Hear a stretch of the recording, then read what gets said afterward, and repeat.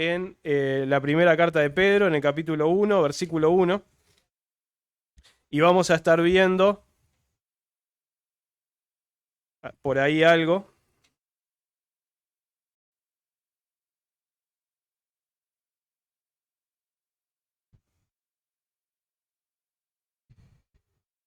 Leo ahí el versículo 1.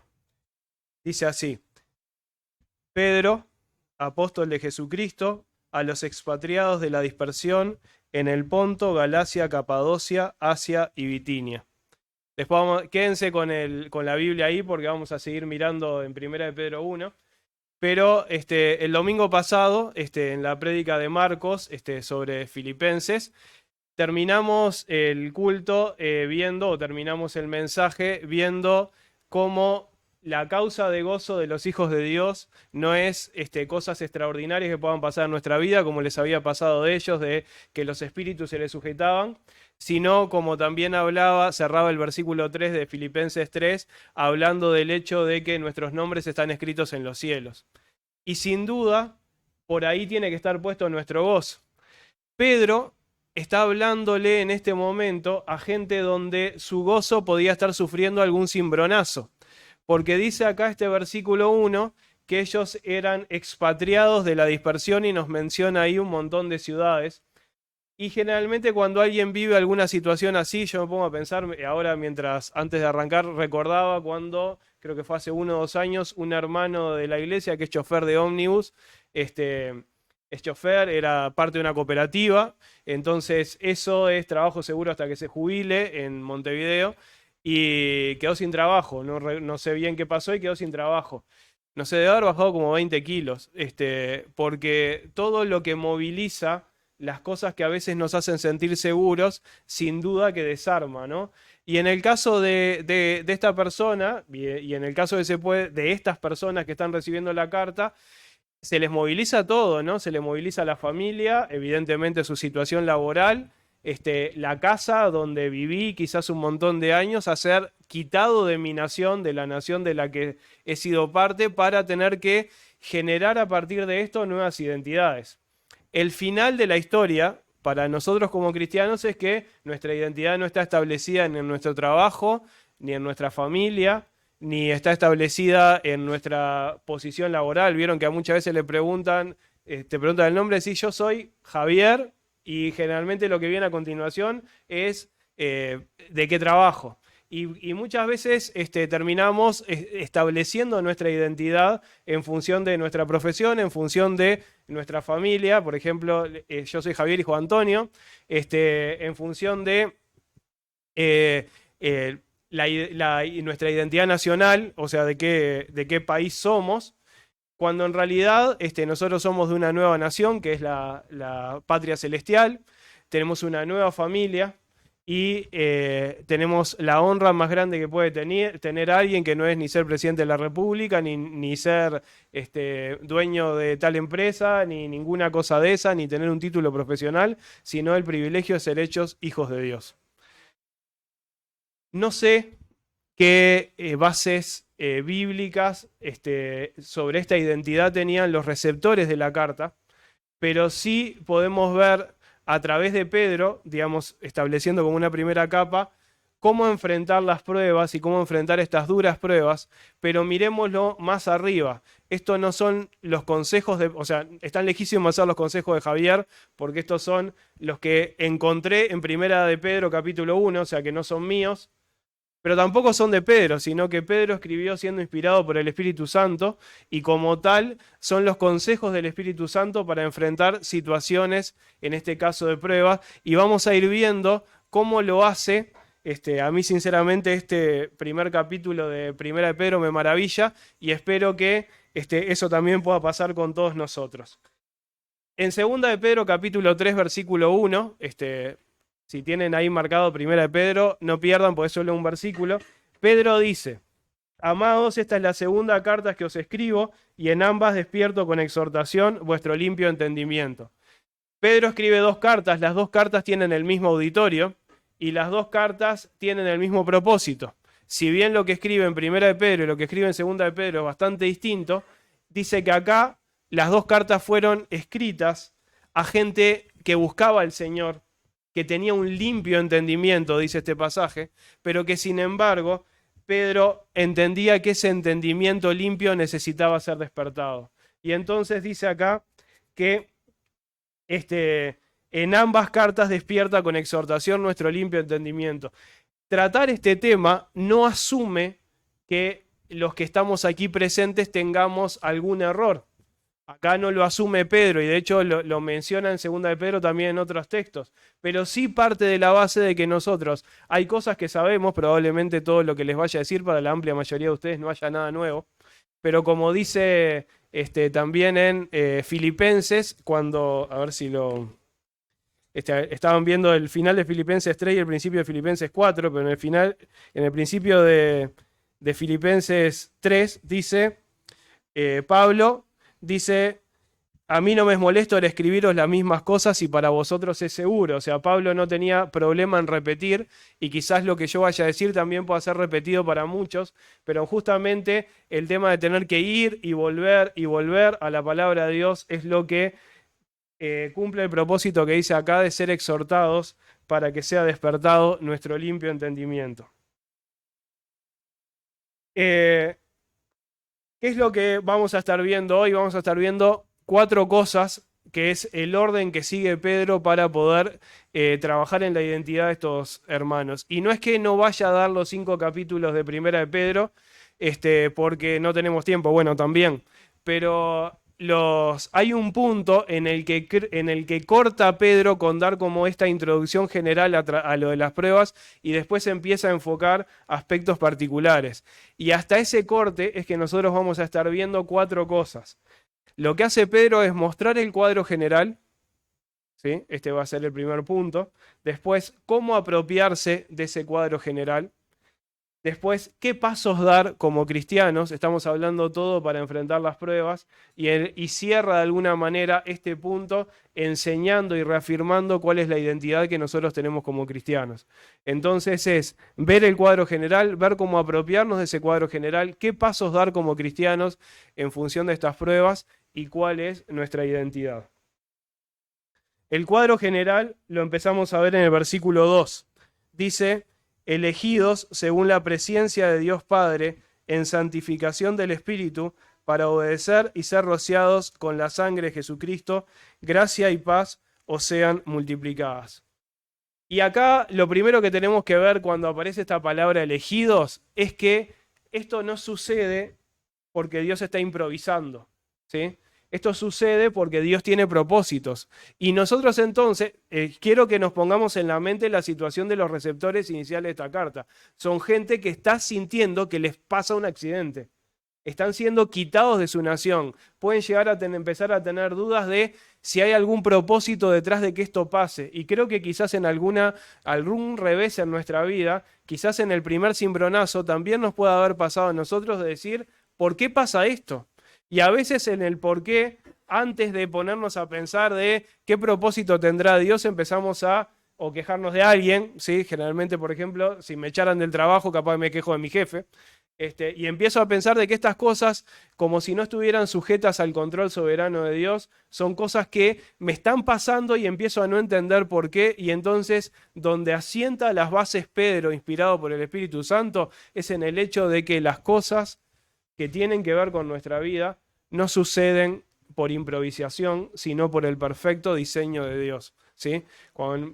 Me voy a ir un poquito del mensaje y vuelvo, pero Romanos 8:28, cuando dice que a los que aman a Dios todas las cosas les ayudan a bien, dice, estos a los que conforme a su propósito son llamados, y después empieza a hablar de cómo los llamados son justificados, son predestinados, son glorificados. Nos habla de un diseño y un plan de Dios que de alguna manera nos permite volver al versículo inicial y decir, realmente todas las cosas ayudan a bien, realmente Dios tiene un propósito, realmente Dios tiene el control soberano, realmente Dios tiene el poder para prometerlo, la fidelidad para cumplirlo, la sabiduría para asegurarlo. Entonces de esa manera nosotros podemos confiar en el Señor en esto. Y en este pasaje nos dice de entrada que somos elegidos según el preconocimiento, la presciencia de Dios. O sea, está hablando de que Dios tenía todo visto desde antes de la fundación del mundo, que también en eso nosotros podemos descansar, de que esta situación que estoy viviendo también era conocida por Dios desde siempre, también era conocida por Dios desde antes que me convirtiera, también era conocida por Dios desde antes que nacieran mis padres y los padres de mis padres y los padres de mis abuelos y así sucesivamente, y que Dios podía cumplir su promesa de que los que aman a Dios todas las cosas les ayudan a bien, aún en medio de la circunstancia que estoy viviendo ahora, porque Dios esto lo tenía previsto. Él no está improvisando, Él tiene el control de todo y tiene el sabio y amoroso control de todo. Dice que esto sucede por el preconocimiento de Dios Padre, dice en santificación del Espíritu. La palabra griega para santidad o para santo, agios, es una palabra que significa como cortado y separado. Lo que nos está diciendo este pasaje, además de todo lo que involucra la santidad en cuanto a la pureza, es que nosotros fuimos cortados y separados por el Señor. Eso de nuevo, acompañado de la palabra elegido, está diciendo, Él te agarró para sí. ¿Sí? Si Él está poniendo su ojo cuidadoso en todo lo que tiene que ver contigo. Y entonces ahí dice que esta santificación procede del Espíritu Santo con dos propósitos ahí establecidos que dice para obedecer y ser rociado con la sangre de Cristo. Hace un momento mencioné Romanos 8:28 y ese pasaje también habla de un propósito y lo voy a leer porque si no lo voy a citar mal. Que también hablando en medio de las circunstancias adversas, dice, y sabemos que a los que aman a Dios todas las cosas les ayudan a bien, esto es a los que conforme a su propósito son llamados, porque a los que antes conoció, también los predestinó para que fuesen hechos conforme a la imagen de su Hijo, para que Él sea el primogénito entre muchos hermanos. Acá también nos habla un propósito, y es que nosotros fuésemos hechos conforme a la imagen de Jesús, para que nosotros seamos semejantes a Cristo. Esto es lo que significa ser cristiano, para que nos parezcamos cada vez más a Él. Y en este sentido también Pedro va por el mismo lado, porque nos habla de que esto sucede con un propósito, o con dos propósitos, que es para obedecer, como obedeció Jesús, para hacer la voluntad del Padre, como la hizo Jesús, y para ser rociados con la sangre de Jesús. El medio que nosotros tenemos es la maravillosa sangre de Cristo, en la cual después, más adelante en el capítulo 1, Pedro sigue desarrollando, pero esto sucede para ser rociado. En Hebreos 9:22 dice, y casi todo es purificado según la ley con sangre, y sin derramamiento de sangre no se hace remisión. No hay forma de tener perdón si no es a través del rociamiento. Cuando nos estás hablando de que el propósito de Dios era que fuéramos rociados con la sangre de Jesucristo, nos está hablando que el propósito de Dios era que tuviéramos perdón, ¿sí? Jesús nos habla de dos tipos de paz. Nos habla de la paz de Dios, pero también nos habla de la paz con Dios. Pablo, por ejemplo, en el capítulo 5, versículo 1 de Romanos, dice que justificados pues por la fe tenemos paz para con Dios. Y Jesús habla de que Él nos da una paz que el mundo no nos puede dar. Y también Pablo en Gálatas capítulo 5 habla que nosotros tenemos como fruto del Espíritu la paz. Y son dos conceptos que no son lo mismo, pero que están íntimamente relacionados. Y generalmente hay uno que queremos y uno que ignoramos. El que queremos generalmente es tener la paz de Dios. No queremos estar temblando frente a las situaciones, queremos estar bien. Pero muchas veces nos olvidamos de que la más importante es la paz con Dios. Antes de tener a Cristo, nosotros no teníamos paz con Dios. ¿Nos diéramos cuenta o no?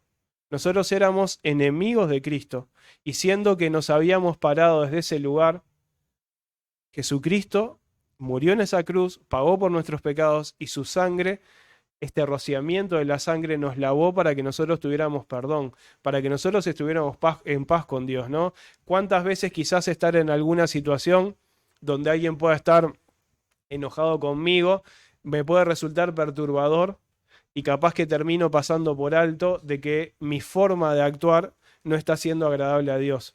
Aún así estoy en paz con Dios por la sangre de Jesucristo, pero cuando no tenía a Cristo no estaba en paz con Dios. Y sin duda que eso, teniendo un poco en cuenta lo que hablaba Marcos el otro día, ¿no? Ya mirando en medio de la prueba, debería serme causa de gozo saber que mi nombre está escrito en los cielos.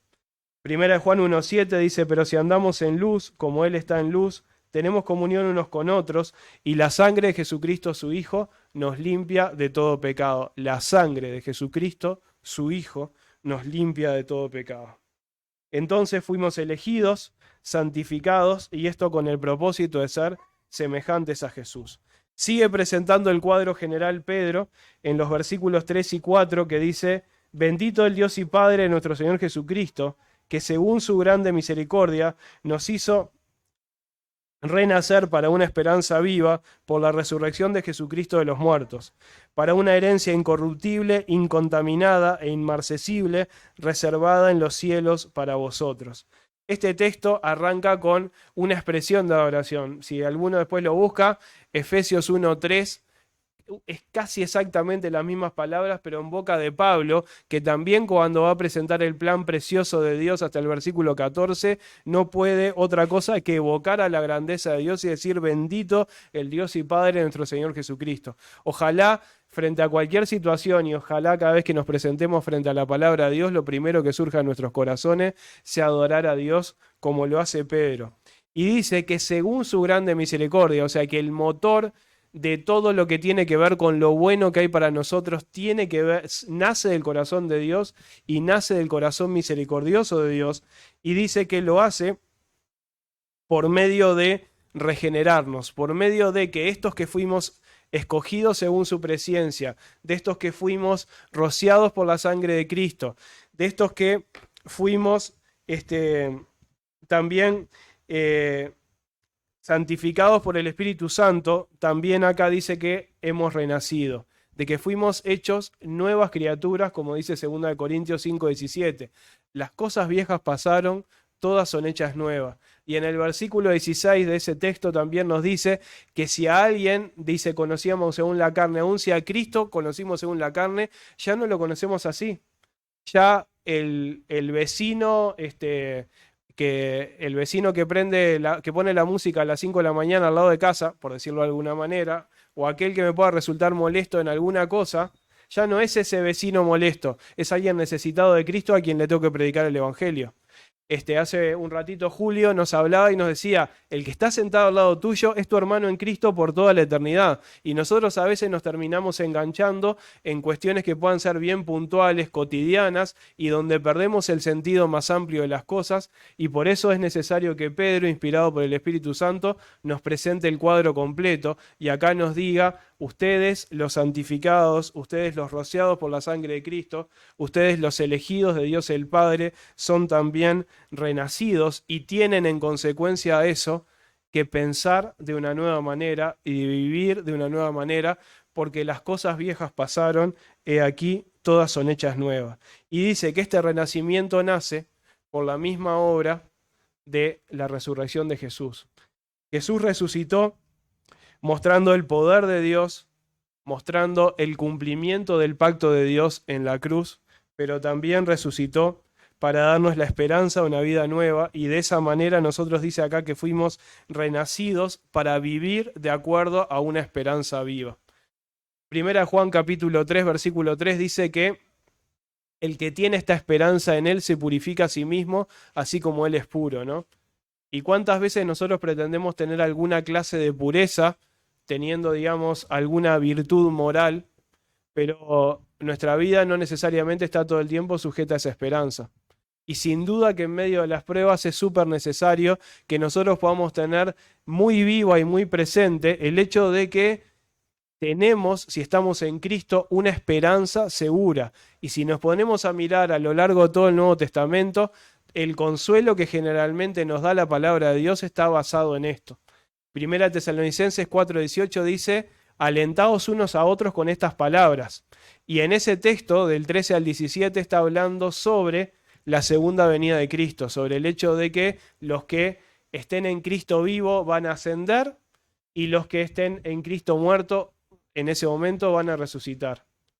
¿Cuántas veces nosotros nos encontramos con un hermano y está pasando por una situación de salud o laboral complicada y capaz que decimos, no hay mal que dure 100 años, como dice el dicho, o esta situación ya se va a solucionar, en vez de alentarlo con decirle, el Señor viene.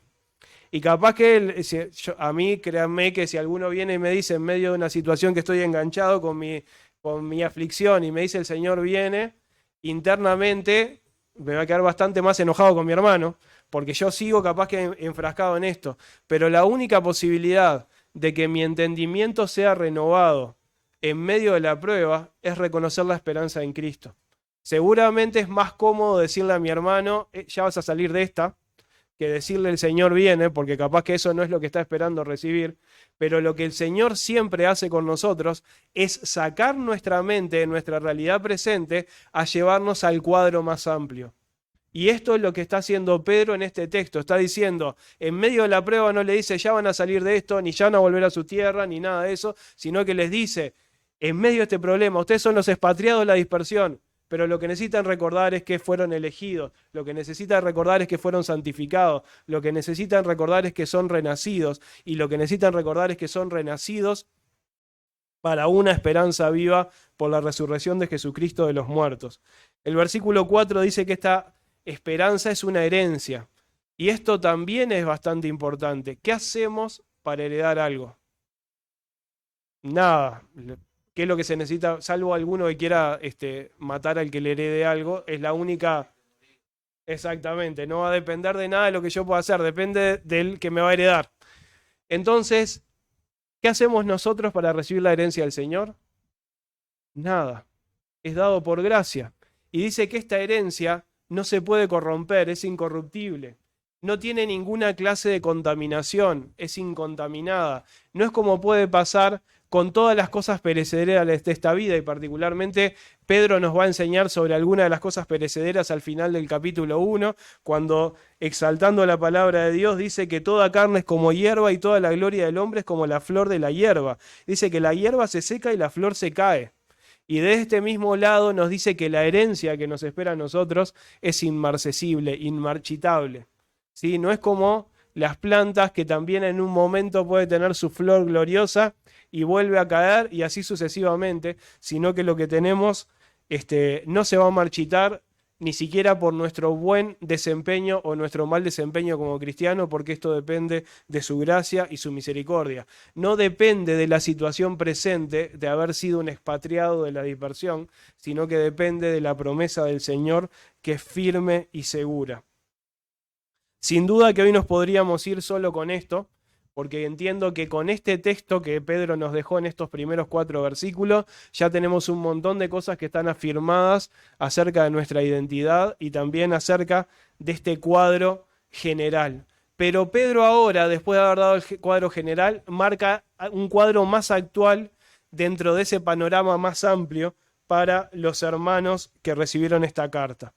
Y dice, versículo 5, que sois guardados por el poder de Dios mediante la fe para alcanzar la salvación que está preparada para ser manifestada en el tiempo postrero, en lo cual vosotros os alegráis, aunque ahora por un poco de tiempo, si es necesario, tengas que ser afligidos en diversas pruebas.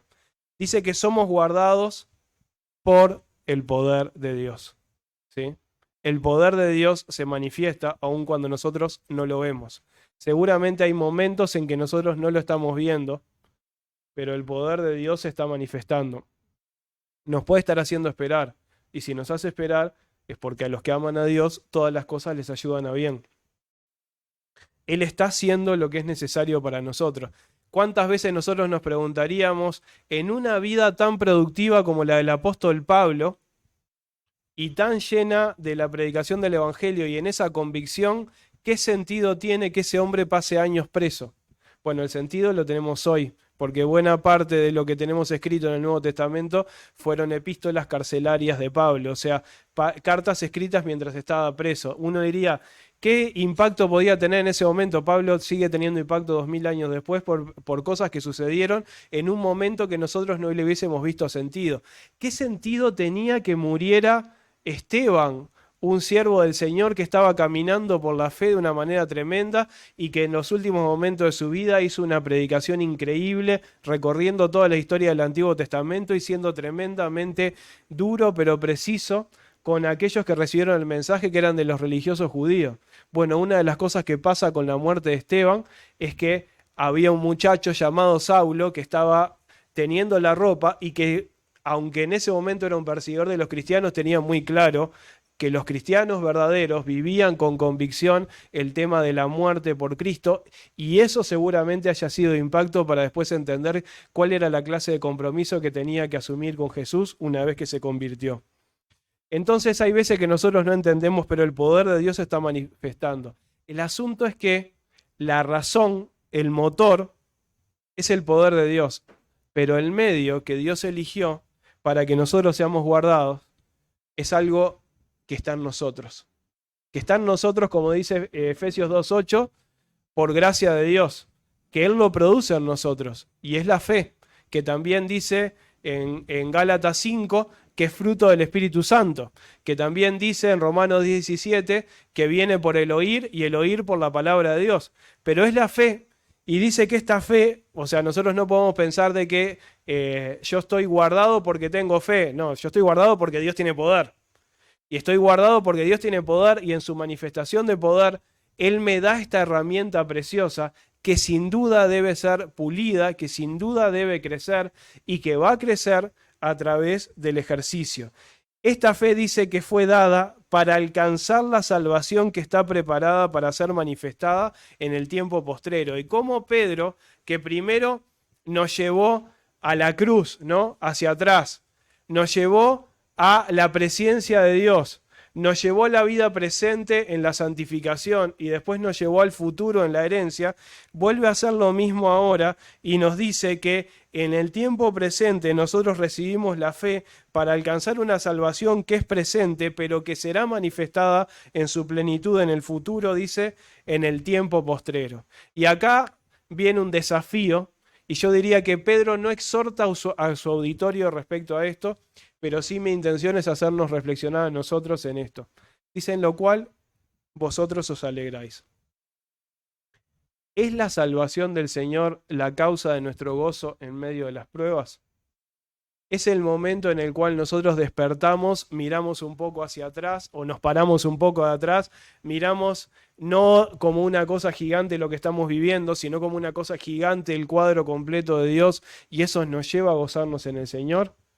Yo debo confesar que muchas veces en mi vida no es así, pero que sin duda este texto que primero es para mí está enseñándome de que la forma en que tengo que mirar, que sí la herramienta que tengo no es, vamos a suponer que la prueba que estuviera viviendo sea quedarme sin trabajo, no es si yo tengo experiencia laboral, no es si tengo calificaciones para un trabajo, no es si de la profesión a la que me dedico hay espacio laboral en la ciudad donde vivo, es la fe.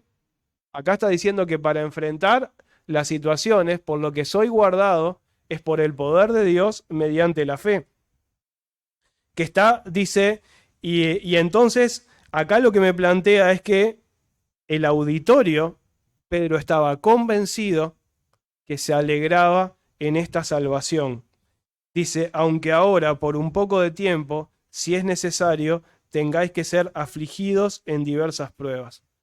¿Por qué motivo sufrimos una prueba? Acá lo dice bien claro. Porque es necesario. Si no fuera necesario, ¿no la recibiríamos? Bueno, acá dice específicamente que solo recibiríamos esto, dice, esta prueba de nuestra fe, versículo 6, leo de nuevo, en lo cual vosotros os alegráis, aunque ahora por un poco de tiempo, si es necesario, solo si es necesario, tengáis que ser afligidos en diversas pruebas. Quiero que vayan un poquito conmigo, así que esto van a estar, voy a un área de especialidad de ustedes que es Filipenses. Vamos a ir un poquito atrás en Filipenses, voy a ver si lo encuentro rápido, pues no era un versículo que tuviera pensado. Ahí va. Filipenses capítulo 1, versículos 24 y 25, dice así. Pero quedar en la carne, leo desde el 23 para que nos ayude un poco más, dice. Porque de ambas cosas estoy puesto en estrecho, teniendo deseo de partir y estar con Cristo, lo cual es muchísimo mejor, pero quedar en la carne es más necesario por causa de vosotros, y confiado en esto sé que quedaré. Voy hasta ahí. ¿Por qué estamos viendo de situación de Pablo estando preso, riesgo de muerte? Y entonces Pablo dice, para mí el vivir es Cristo y el morir es ganancia. Si yo tengo que elegir entre morir y vivir, la decisión es fácil. Dice versículo 23, estar teniendo deseo de partir y estar con Cristo, lo cual es muchísimo mejor. Si le preguntamos a Pablo, ¿qué preferirías vos? ¿Cuál es tu deseo? Mi deseo es partir y estar con Cristo, lo cual es muchísimo mejor.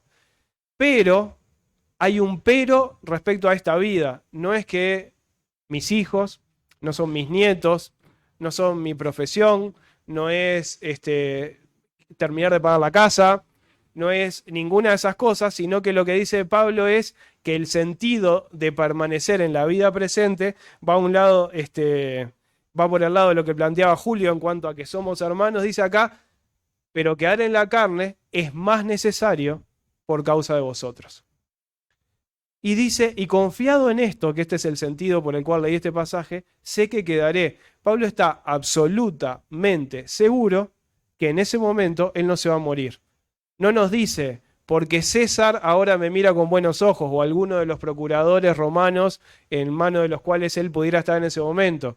Porque resulta que ahora hay alguna cuestión en el gobierno que capaz que me liberan. No. ¿Por qué razón él estaba seguro que iba a permanecer vivo? Porque es más necesario que permanezca vivo por causa de vosotros. Esto lo que nos está hablando es la convicción que tiene Pablo respecto a que las cosas que suceden son las necesarias porque Dios tiene control de todas las cosas. Ahora, cuando pienso que esto es lo que piensa Pablo y vuelvo al texto de Pedro y me encuentro con que Pedro piensa lo mismo porque dice el versículo 6 era, ¿no? 7, 6. Aunque ahora por un poco de tiempo, si es necesario, tengáis que ser afligidos en diversas pruebas, o sea que van a ser afligidos en diversas pruebas solo si es necesario, la única conclusión que puedo sacar es que esto no surge ni de Pablo ni de Pedro, sino que es inspiración del Espíritu Santo y seguridad absoluta de que cuando pasamos por distintas situaciones de adversidad, es porque es necesario y puedo asegurar eso porque Dios tiene control soberano de todas las cosas. Es en la esperanza y en la seguridad en Él. Entonces, frente a esto, nosotros podemos decir que caminando en el Señor, cuando se presenta una adversidad, si la adversidad se presenta por culpa mía, de eso ya va a hablar Pedro más adelante, no es el tema del mensaje de hoy, si es una consecuencia de pecado, ya lo trata Pedro por ahí por el capítulo 3 o 4, pero cuando enfrentamos un revés en nuestra vida, una prueba a nuestra fe, dice que esto sucede porque es necesario. ¿Por qué? Versículo 7. Para que sometida a prueba vuestra fe, mucho más preciosa que el oro, el cual, aunque perecedero se prueba con fuego, sea hallada en alabanza, gloria y honra cuando sea manifestado Jesucristo. Acá nos dice, de alguna manera da implícito que el oro es valioso para los seres humanos. Y del modo de que es valioso para los seres humanos, tratan de quitarle cualquier aspereza, cualquier detalle que tenga, justamente para poder asegurar su pureza. Y la forma en que lo hacen es por medio del fuego. Y si esto, que delante de Dios no tiene el mismo valor que tiene delante de los hombres, porque delante de Dios, ¿por qué habría de tener valor el oro si es perecedero? Y los ojos de Dios están puestos en lo eterno, dice que nuestra fe, que sí es mucho más que preciosa que el oro, que no tiene que ver con lo perecedero, sino que nos guarda para lo eterno, dice que es necesario que sea hallada en alabanza, gloria y honra cuando Jesucristo sea manifestado.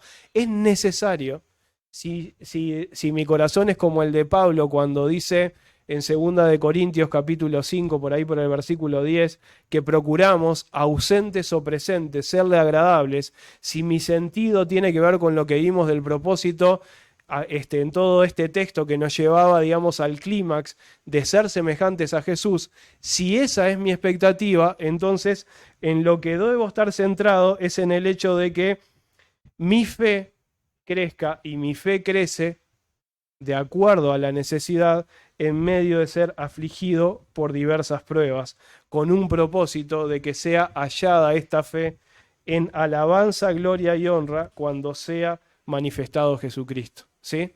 En este sentido también es que en Santiago capítulo 1 nos dice que tengamos por sumo gozo cuando nos hallemos en diversas pruebas, en diversas situaciones de adversidad que son hechas para purificar nuestra fe. Dice, perdón, me tranqué ahí.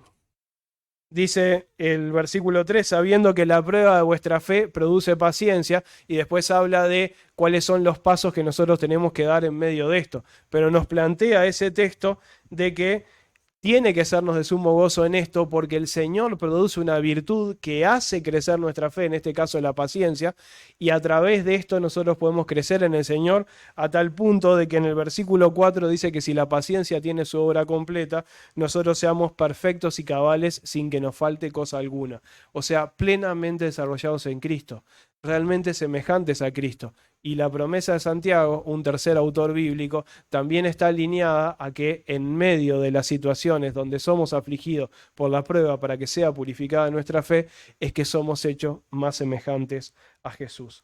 Este es el cuadro que nos plantea Pedro. Y vuelvo leyendo el versículo 8, que dice: a quien amáis sin haberle visto, en quien creyendo, aunque ahora no lo veáis, os alegráis con gozo inefable y glorioso, obteniendo el fin, el propósito de vuestra fe, que es la salvación de vuestras almas. Y acá nos habla de nuevo y nos enfoca en Jesús. Y acá de nuevo viene la pregunta, dice: a quien amáis sin haberle visto. En medio de la circunstancia de prueba es más importante mi amor a Jesús, porque en medio de la circunstancia de prueba, Pedro asume que había amor en ellos para con Jesús. Y dice: a quien amáis sin haberle visto, en quien creyendo, aunque ahora no lo veáis, ellos, siendo expatriados la dispersión, Pedro afirma que estos receptores, dice, sigo con el versículo 8, aunque ahora no lo veáis, se alegran con gozo inefable y glorioso, en medio de la prueba.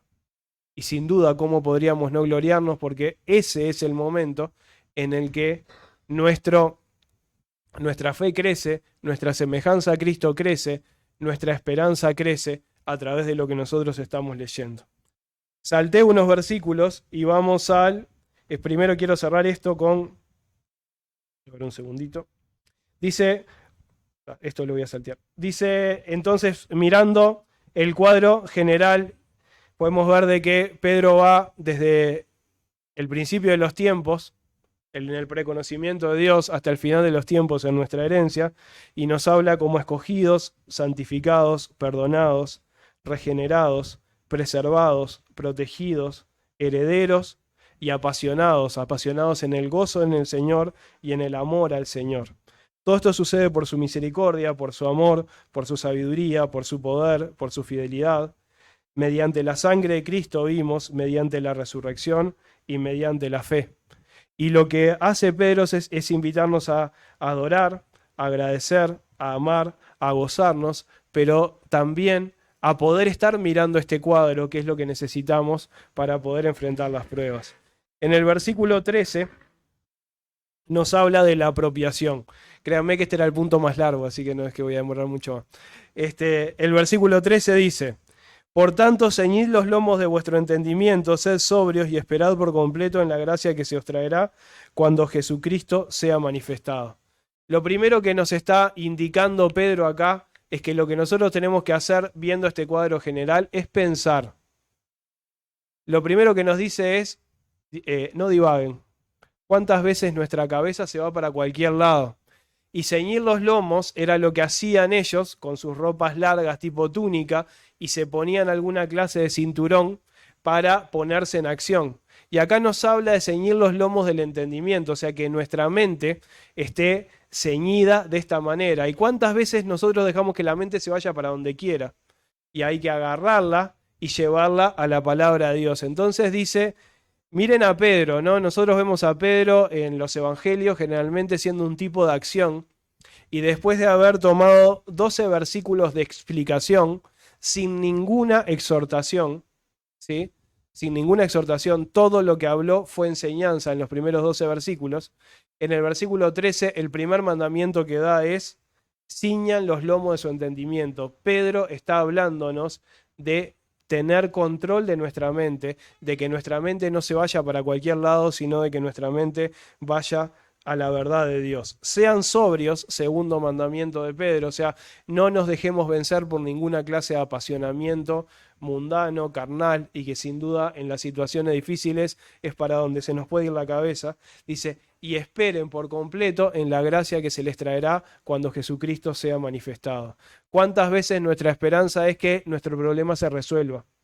Y Pedro acá nos desarma, nos dice: eso no renueva tu mente, eso no transforma tu vida, eso no hace crecer tu fe, eso no hace que seas más semejante a Jesús, eso solo te hace sentir bien. Esperad por completo en la gracia que se os traerá cuando Jesucristo sea manifestado.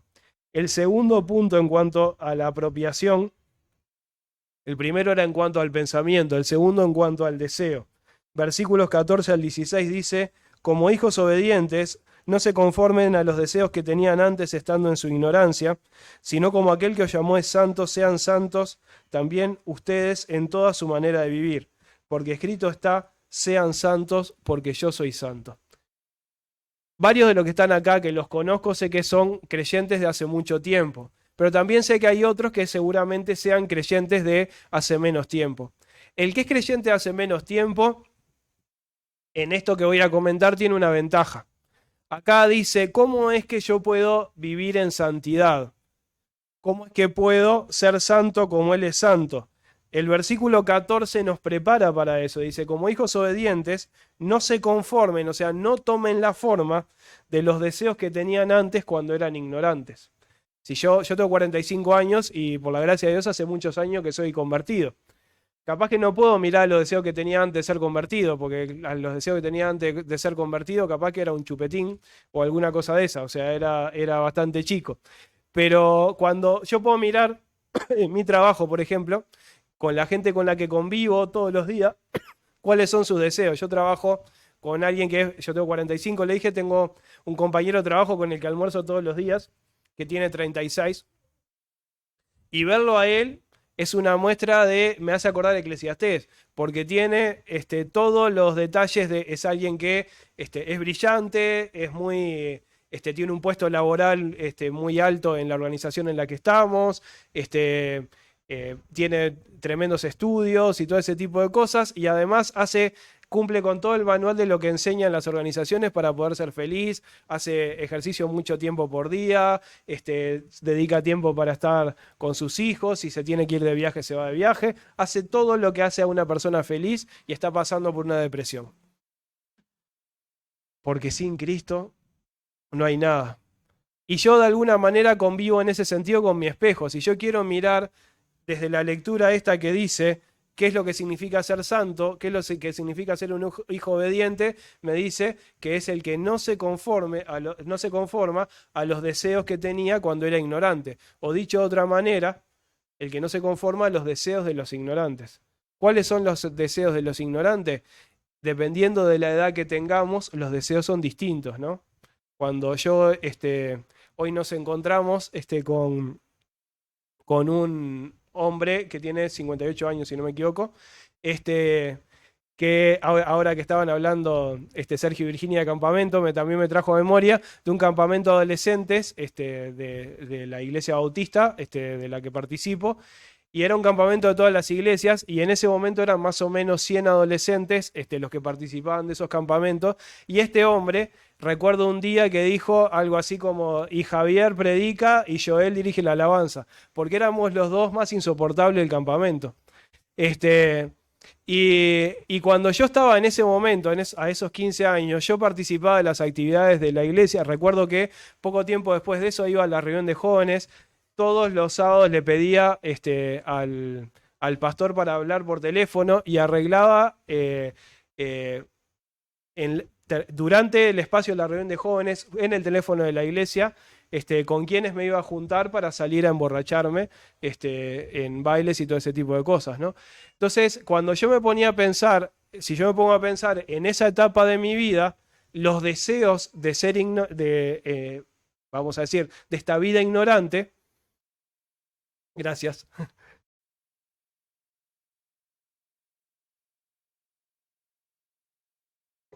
Los deseos de esta vida ignorante tenían que ver con los placeres y apasionamientos de un adolescente.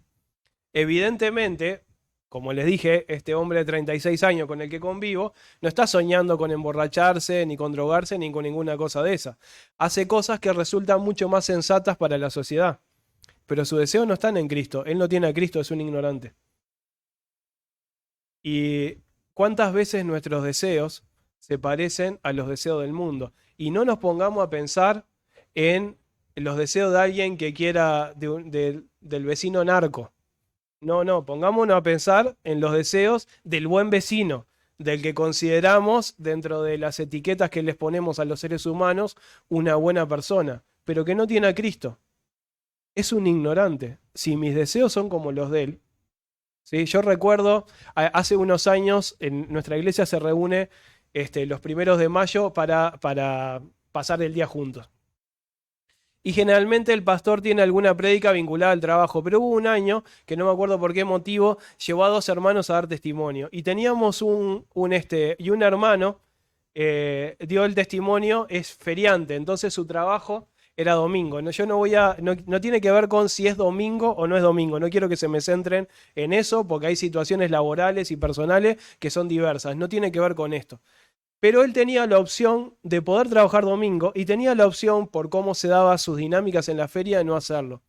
Y se ve que le era más rentable hacerlo domingo y en un momento lo dejó de hacer. Para nosotros que lo conocíamos sabíamos que pasó pero él contó un testimonio. Y el testimonio fue: estaba un día en la feria y se encontró con otra persona que iba a la iglesia, que con el paso de los años demostró que no era genuinamente creyente, y que le dijo: y sí, nosotros tenemos que trabajar domingo, porque si no, ¿cómo comemos? O sea, y entonces le rechinó de alguien que también era profesante de la fe, que lo que surgía de esto no era por dependencia de Dios, sino por dependencia del dinero. Y ya les digo, por favor, bórrense de la cabeza que estamos hablando del tema de si se trabaja domingo o no se trabaja domingo, porque la cosa no pasa por ahí. Sino que cuántas veces nos pasa de que el argumento interno de él, vaya a saber cuál era, pero de alguna manera desnudó su pensamiento del corazón, el del otro, y cuando se vio frente al espejo, que era la otra persona, se dio cuenta que su mirada estaba apoyada en la carne y no en el espíritu. Seguramente esto nos pueda pasar en un sinfín de cosas, ¿no? Y frente a las decisiones que tomamos, cuántas veces tengamos que escuchar a los ignorantes, y entiendan a qué me refiero con ignorante, al que ignora la verdad de Jesucristo, para poder decir: cuánto me estoy pareciendo a él. Definitivamente, aunque tenga determinados códigos morales, no estoy siendo santo, en el sentido de que no estoy viviendo como alguien cortado y separado del mundo, con nuevos pensamientos y nuevos deseos. El tercer punto, la tercera parte de la apropiación, está en el versículo 17 al 19. Dice: y si invocáis por Padre a aquel que sin acepción de personas juzga según la obra de cada uno, conducíos en temor todo el tiempo de esta peregrinación, sabiendo que fuiste rescatados de vuestra vana manera de vivir, la cual recibiste de vuestros padres, no con cosas corruptibles como oro o plata, sino con la sangre preciosa de Cristo, como de un cordero sin mancha y sin contaminación. Este texto también lo que nos está diciendo es que nosotros debemos tener una visión de Dios y una visión del Evangelio que esté atada a que todo lo pasajero pasa. Acá nos dice que no fuimos rescatados de nuestra vana manera de vivir. Está diciendo que nuestra manera de vivir sin Cristo es vana, sin provecho. ¿Y cuántas veces podemos estar atravesando momentos que nosotros los vemos como tranquilos y no están teniendo ningún provecho? Pedro, en su segunda carta, en el capítulo 1, habla de esos tiempos, hablando de que si nosotros estamos caminando en el Señor no vamos a estar ociosos ni sin fruto en cuanto al conocimiento de Dios. ¿Y cuántas veces nosotros estamos ociosos y sin fruto en cuanto al conocimiento de Dios?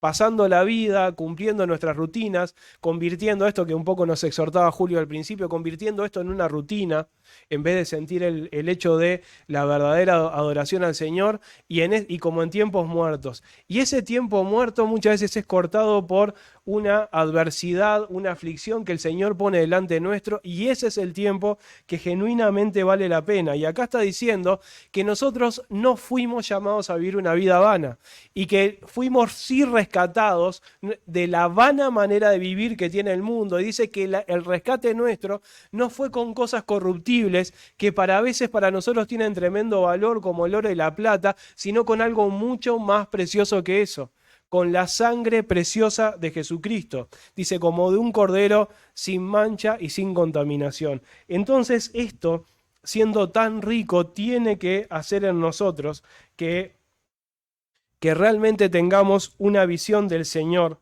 ¿sí? Que tengamos un pensamiento con una esperanza clara, que tengamos deseos que reflejen la santidad, y también esta tercera parte de la apropiación, que tengamos una vida, dice acá, conduciéndonos en temor todo el tiempo de nuestra peregrinación y en gratitud al Señor por la obra de Jesucristo. Versículo 22 dice, habiendo purificado vuestras almas por la obediencia a la verdad mediante el Espíritu, para el amor fraternal no fingido, amaos unos a otros entrañablemente de corazón puro. ¿Sí? Este pareciera ser el primer mandamiento claramente activo de Pedro para nosotros. Todos los demás tenían que ver con nuestra visión, nuestros deseos, nuestros pensamientos. Pero en el versículo 22 corta y dice, ámense. Ámense unos a otros, que esto sea sin fingimiento, que esto salga de las entrañas, que esto sea con corazón puro. En lo primero que pone el énfasis activamente Pedro es en esto, porque así tiene que ser nuestro andar. ¿Qué tendrá que ver esto con las pruebas? ¿No nos pasa que con las pruebas nos sentimos un poco más el ombligo del mundo? Yo estoy atado a esto y estoy diciendo esto que me pasa a mí y siento que en ese momento quizás no pueda ser fructífero, quizás siento que todo el mundo tiene que dar para mí, pero yo no tengo que dar para nadie porque estoy pasando en medio de esta aflicción, y en medio de las aflicciones, en medio de esta crisis, le escribe Pedro a ellos y les dice, ámense entrañablemente de corazón puro. Y ahí les digo para que miren cómo esto está remarcado por Pedro en el capítulo 2, versículo 12, dice, honrad a todos, amad a los hermanos, temed a Dios, que es parte de este punto, honrad al Rey. Ahí dice que amemos a los hermanos y que vivamos en temor de Dios. Les voy a dejar como deberes, voy a ir a contarles un poco la lógica de cómo sigue después el texto, capítulo 2, versículos 1 al 8, nos hablan del tercer punto, que son los pasos a dar. El primer paso a dar, versículo 1, dice, desechando pues, y ahí habla de un montón de cosas. Entonces el primer paso a dar es renunciar a aquellas cosas que muchas veces controlan nuestra mente y nos llevan a estar atados a placeres o preocupaciones que no son en el Señor. Paso 2, versículo 2, deseen como niños recién nacidos la leche espiritual no adulterada para que por ellas crezcan para salvación. Dice ahí, deseen, no solo lean la palabra de Dios, deseemos la palabra de Dios. Si yo estoy deseando la palabra de Dios, no me va a pasar de que terminé de leer algo y decir, cumplí. Ni siquiera ni por el tiempo, ni por la cantidad que haya leído, sino que va a haber un apetito. Si ese apetito no está, clamemos al Señor. La Biblia también dice, pedid y se os dará, buscad y hallaréis, llamad y se os abrirá. Dice, si los hombres pueden darles cosas buenas a sus hijos, ¿cuánto más vuestro Padre Celestial? Entonces, si nosotros estamos no deseando la palabra de Dios, no paremos de leerla, pero pidámosle al Señor por este deseo, porque lo que nos está diciendo acá Pedro es un imperativo. Pedro está estableciendo un mandamiento de desear. A veces no deseamos porque no desechamos. A veces no vivimos el versículo 2 porque vivimos el versículo 1. A mí, por ejemplo, me encanta el fútbol. Si mi cabeza está demasiado metida en fútbol, va a estar bastante poco metida en la palabra de Dios. Yo no soy padre, pero los que son padres saben que difícil que el nene coma bien la comida o tenga deseo de la leche si comió caramelos antes, ¿no? Los caramelos no alimentan, pero llenan. Y así nos pasa con un montón de las cosas que provee el mundo. no alimentan, pero llenan. Y nos termina pasando entonces que el verdadero deseo que tenemos que tener en el Señor no lo tenemos. La experiencia de desear la palabra de Dios, la experiencia de vivir la palabra de Dios tiene que ser espiritual, no intelectual. Y por eso en el versículo 3 dice, en el 4 dice, acercándoos a Él, piedra viva. O sea, no es simplemente deseando la palabra de Dios porque me gusta leer de historia, entonces agarro los libros de Reyes o los libros de Samuel. Porque me gusta conocer de doctrina, entonces agarro Romanos. No, es porque anhelo conocer al Señor, obedecerle, vivir en Él, porque el propósito que vimos en el versículo 3 era obedecer y ser rociados por la sangre de Cristo. Si lo vivo de esta manera, con esta aspiración en el Señor, dice que tengo que desear acercándome. Cuarto característica, entonces vimos renuncia, vimos esta pasión por la palabra de Dios, vimos esta búsqueda de intimidad con Dios en el versículo 4 y el versículo 5 dice, ustedes también como piedras vivas sean edificados como casa espiritual y sacerdocio santo para ofrecer sacrificios espirituales aceptables a Dios por medio de Jesucristo. Y nos establece esta lógica, ¿no? La primera que nos manda renunciar a los deseos engañosos, a los deseos que teníamos antes estando en nuestra ignorancia, a toda malicia, envidia, hipocresía, envidia y todas las detracciones.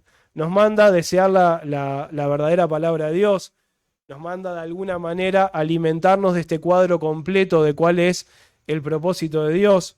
Y finalmente nos plantea de que en una búsqueda de intimidad con Dios, en una búsqueda de acercarme a Jesús, ser edificado. En esta edificación mutua, dice, con un propósito de ofrecer sacrificios espirituales aceptables a Dios por medio de Jesucristo, porque separado de Jesús no podemos hacer nada. Entonces, esta lógica, no me voy a detener mucho en esto, pero esta lógica es la que marca toda la Biblia. Cuando leemos el Salmo 1 y nos habla que el salmista se deleita en la palabra de Dios, en el versículo 2, en el versículo 1 nos habla de a qué renunció. Cuando Santiago nos dice que tenemos, en el versículo 21 dice, desechando toda inmundicia y abundancia de malicia, recibid con mansedumbre la palabra implantada, la cual puede salvar vuestras almas. Dice que primero tenemos que desechar esas cosas para que nosotros después podamos recibir esta palabra implantada, la cual puede salvar nuestras almas. Y Romanos 12:2 dice, no se conformen a este siglo, o sea, rechacen, sino sean transformados, o como dice acá Pedro, sean edificados por medio de la renovación de su entendimiento, o sea, por medio de desear esta palabra de Dios. Necesitamos renunciar, necesitamos alimentarnos de la palabra de Dios y en consecuencia estos versículos nos dicen que seremos transformados, que seremos edificados y con el propósito de presentar sacrificios aceptables a Dios por medio de Jesucristo. Cierro con versículos 9 y 10. Dice, mas vosotros sois linaje escogido, real sacerdocio, nación santa, pueblo adquirido por Dios, para que anunciéis las virtudes de aquel que os llamó de las tinieblas a su luz admirable.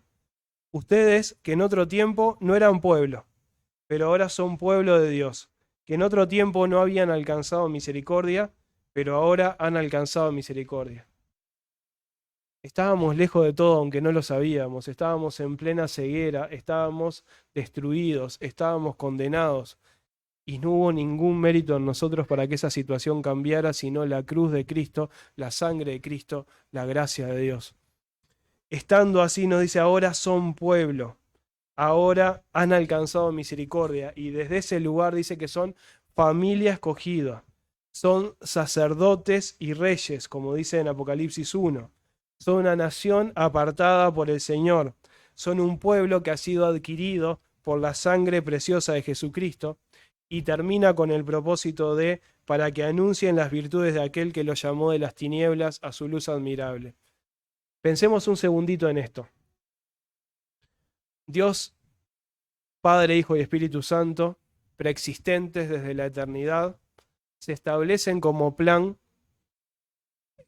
una creación que nosotros leemos en el capítulo 1 de Génesis, que nos habla de las 3 estrellas, los planetas, nos habla de cómo es la creación de este planeta, nos habla de cómo es creado todo lo verde, de cómo son creados todos los animales y todo eso, y se detiene puntualmente en el 6º día, el último día de la creación, en crear al ser humano.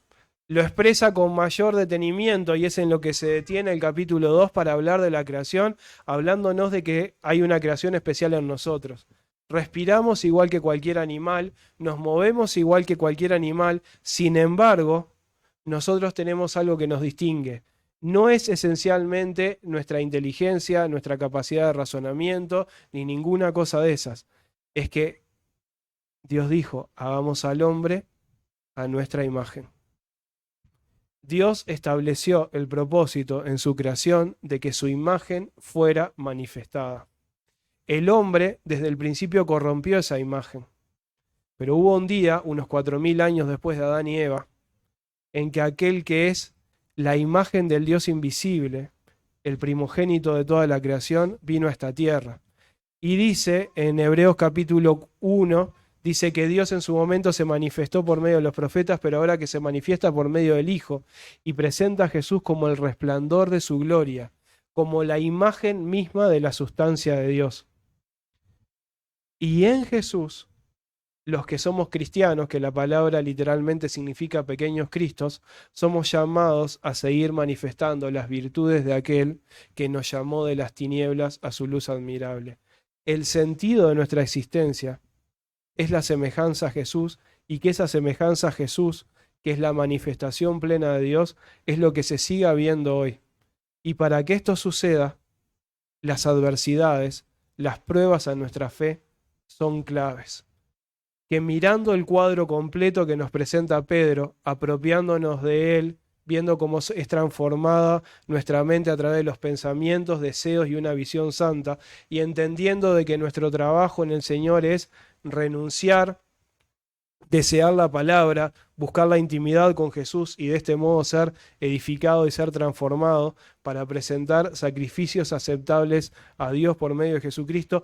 Esto es lo que hagamos. Que el sacrificio de nuestra vida, como presenta también en Romanos 12:1, que dice que presentemos nuestros cuerpos por las misericordias de Dios en sacrificio vivo, santo y agradable a Dios, que este es nuestro verdadero culto, que este verdadero culto no sea solo el que vemos acá, sino el que salgamos de acá a dar en todos lados, manifestando el carácter de Dios en Jesucristo, siendo semejantes a Cristo nosotros, siendo realmente una evidencia de que somos linaje escogido, real sacerdocio, nación santa, pueblo adquirido por Dios. Señor, realmente te ruego esto para la vida de cada uno de nosotros, para nosotros como iglesia, Señor, que realmente podamos ser una manifestación tuya, Señor, y que realmente nos des, por medio de la fe, en la manifestación de tu poder, la gracia, Señor, de poder entender en medio de las pruebas todo este cuadro, Señor, y poder incluso, como dice Santiago, tener por sumo gozo cuando nos hallemos en ellas, sabiendo de que tú te manifiestas potentemente en medio de esto y nos perfeccionas para ser más parecidos a Jesús.